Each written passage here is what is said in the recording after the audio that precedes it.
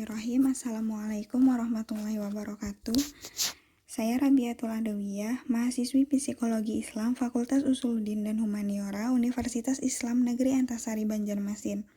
Dalam kesempatan kali ini, saya akan mempresentasikan tentang otonomi daerah. Presentasi ini dibuat guna memenuhi tugas mata kuliah kewarganegaraan yang diampu oleh Bapak Muhammad Abdillah Ihsan, SPDMA.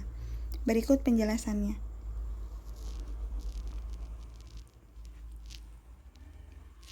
Yang pertama, pengertian otonomi daerah.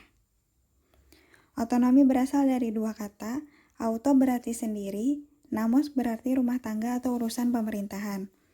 Otonomi dengan demikian berarti mengurus rumah tangga sendiri dengan mendampingkan kata ekonomi dengan kata daerah.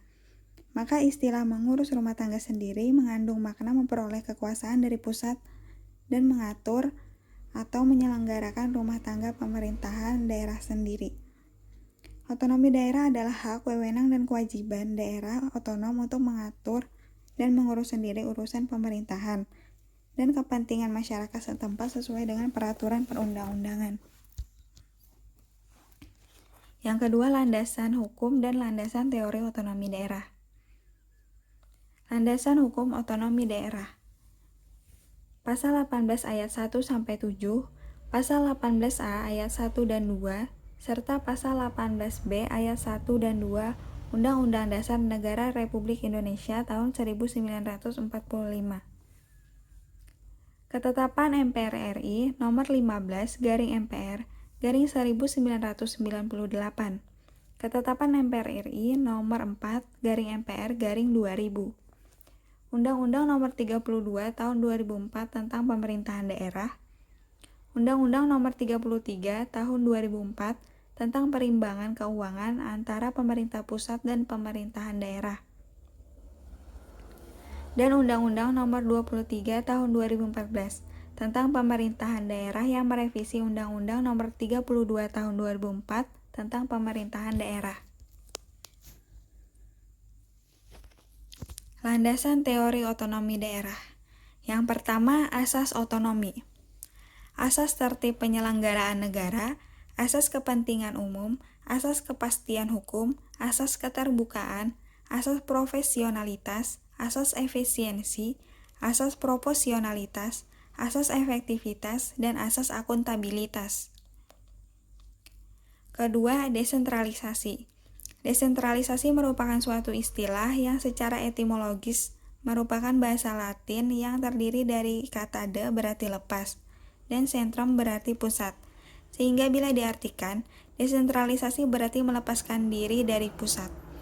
Sentralisasi adalah penyerahan kewewenangan dari pemerintah pusat kepada pemerintah daerah untuk mengatur urusan rumah tangganya sendiri berdasarkan prakarsa dan aspirasi dari rakyatnya dalam kerangka Negara Kesatuan Republik Indonesia.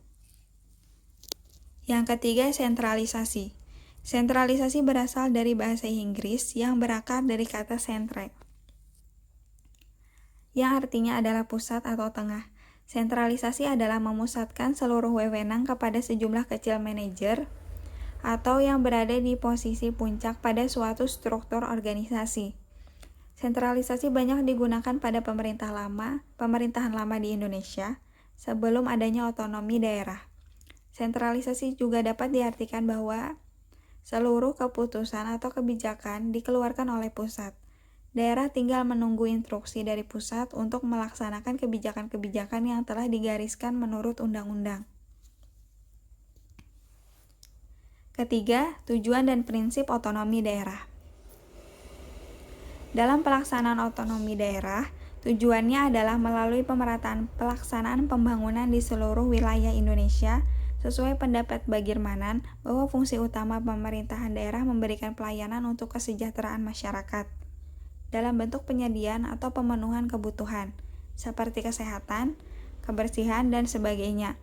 Atau otonomi daerah berfungsi untuk meningkatkan pelayanan kepada masyarakat agar semakin baik. Menciptakan efisiensi dan efektivitas pengelolaan sumber daya daerah yang bertujuan untuk memperdayakan dan menciptakan ruang bagi masyarakat untuk berpartisipasi dalam proses pembangunan. Tujuan otonomi daerah dapat meningkatkan pelayanan kepada masyarakat, dapat mengembangkan kehidupan yang berasaskan demokrasi, dapat mewujudkan suatu keadilan sosial bagi seluruh masyarakat, dapat mewujudkan pemerataan daerah, dapat memelihara hubungan yang serasi dan baik antara pusat dan daerah, serta antar daerah dalam rangka menjaga keutuhan NKRI. Dapat mendorong upaya pemberdayaan masyarakat, dapat menumbuhkan prakarsa sekaligus kreativitas, meningkatkan peran masyarakat serta mengembangkan peran dan fungsi dari pihak DPRD. Prinsip otonomi daerah. Yang pertama, prinsip otonomi seluas-luasnya. Kedua, prinsip otonomi nyata. Ketiga, prinsip otonomi yang bertanggung jawab. Keempat, pelaksanaan otonomi daerah. Adanya pelaksanaan otonomi daerah diharapkan dapat memperbaiki kesejahteraan masyarakat. Pelaksanaan otonomi daerah cukup penting dalam rangka mengembangkan suatu daerah yang sesuai dengan potensi dan kekhasan masing-masing.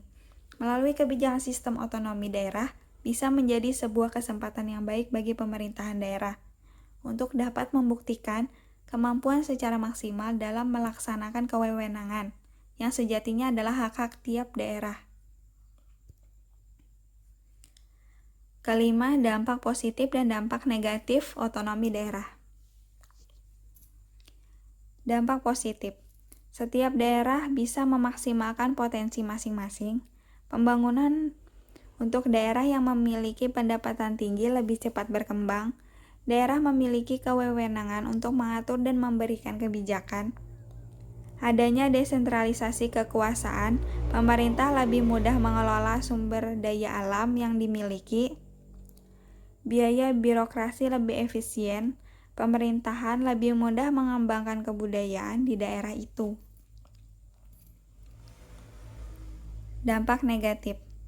Daerah miskin sedikit lambat berkembang, tidak adanya koordinasi dengan daerah tingkat 1 karena merasa yang punya otonomi adalah daerah kabupaten atau kota. Terjadinya kesenjangan sosial karena kewewenangan yang diberikan pemerintah pusat bukan pada tempatnya. Karena melaksanakan kegiatan sendiri, para pemimpin sering lupa tanggung jawabnya. Adanya kesempatan bagi oknum pemerintahan dalam melakukan tindakan yang merugikan negara dan rakyat, menimbulkan persaingan antar daerah yang dapat memicu perpecahan, membuat kesenjangan otonomi yang terlampau jauh antar daerah. Mungkin hanya itu yang saya dapat sampaikan. Salah khilafnya mohon maaf. Assalamualaikum warahmatullahi wabarakatuh.